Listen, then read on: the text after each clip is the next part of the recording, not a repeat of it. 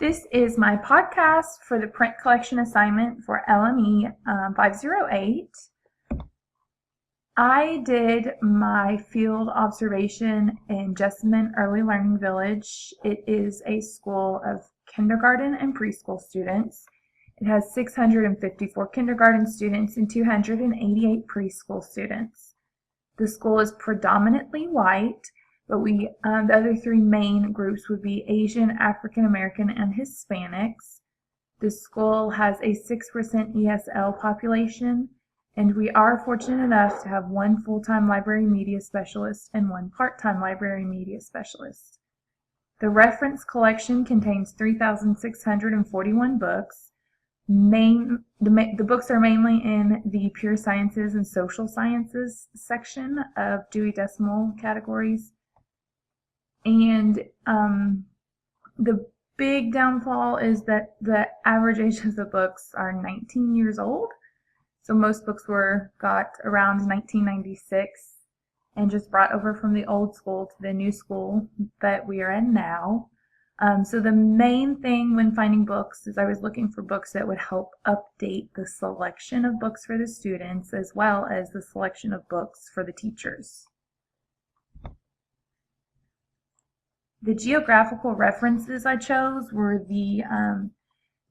are both from National Geographic Kids. The Bird Guide of North America discusses around 100 species of birds that you can find in North America. They discuss 10 different habitats that the birds could be found in. On each bird species they have color photographs, small paintings with physical features labeled, maps, and then they also discuss the voices, the food, and the habitat of each bird. The next one I picked was the National Parks Guide to the USA.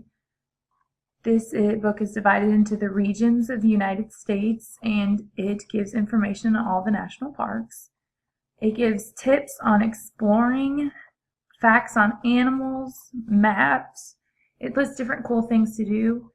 These books would be hard for a kindergartner to read alone, but could be neat for them to help choose a trip or something for them to look at. The kids get reference books to look at, which normally look at the pictures, and it normally sparks conversation. So that definitely would be a benefit for those two books.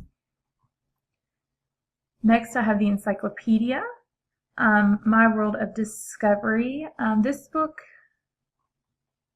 has 60 hands-on activities and experiments with step-by-step illustrations. It is arranged thematically and covers themes such as space, geography, prehistoric life, natural history, and the human body.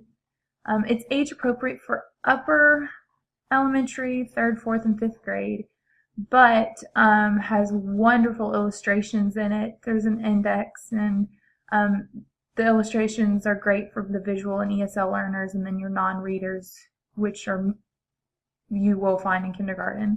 The New Children's Encyclopedia has over 4,000 entries. 2,500 of those entries have full color and illustrations, so the kids will be able to see that. Again, that's wonderful for the visual learners and our ESL students. Now we go to our dictionaries. The library does have dictionaries, which are mainly illustration dictionaries or picture dictionaries, but we do not have any Spanish dictionaries. I thought that would be good for our ESL learners for the Cat in the Hat Beginner Book Dictionary, which is in Spanish. That will help them with visuals and also help them communicate to the teachers, because we do have a few who are completely Spanish speaking. This is targeted for the younger grades, so it's perfect for the kindergarten and preschool library. The next is the Kingfisher Children's Illustrated Dictionary and Thesaurus. This is both a dictionary and a thesaurus, which is neat because there are no thesauruses currently in the library. It'll be good to have the kids be introduced to that, even if they're not using it for what it fully is intended for. This is an upper elementary grade But again, it could be a good conversation starter with the pictures and the different words. There are 4,000 words in the dictionary part and 5,000 in the thesaurus part. They also give sample sentences. I know sometimes the kids ask me to explain something, and it's easier to give them the word in a sentence for them to understand what it really means. And so that definitely would help not only the kids but the teachers. In the biography, I chose 2 books by Megan McCarthy. The first one is Pop, which is about the invention of bubble gum, the actual double bubble type of bubble gum that was invented in 1928. This has pictures and fun facts about the bubble gum and the people who invented it. And then the second one is Earmuffs for Everyone, which is about the invention of earmuffs and Chester Greenwood, why he invented it. And it's pretty cool because it has illustrations with facts about different things like combs, rakes, things like that.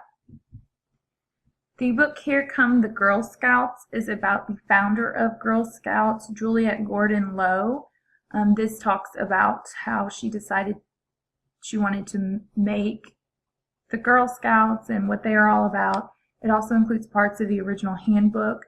It is 40 pages and it includes color illustration along with passages for explanation.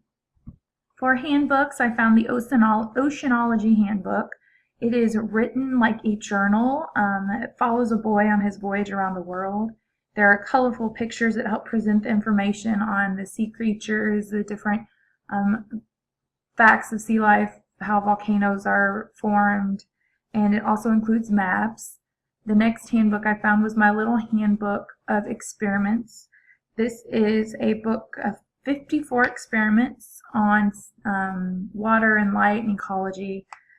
They're simple experiments. They give step-by-step instruction, full color illustration. Grades 3 through 5 could do these experiments alone, but the younger grades would need an adult to help them. This would be something that would be good not only for students, but also for teachers and parents so that they could kind of interact with that learning with their student. Next, we have the almanac section. Chase's Calendar of Events is one of the almanacs I found that could be used. It is made by McGraw-Hill, and they've been making the Chase's Calendar of Events since 1958. It has national and state holidays by the days, religious and special events, festivals and fairs, and different important birthdays. It also includes names of hurricanes and different storms for that year. This is a CD-ROM edition. There is also a Kindle edition, so it's something that an adult would need to use because of the complexity of the vocabulary on some of the things. But there are vibrant pictures, so that's something that a teacher could project onto an iBoard to show their students. I've also found the World Almanac, which they've been making since the World Almanac for Kids. They've been making since 1995.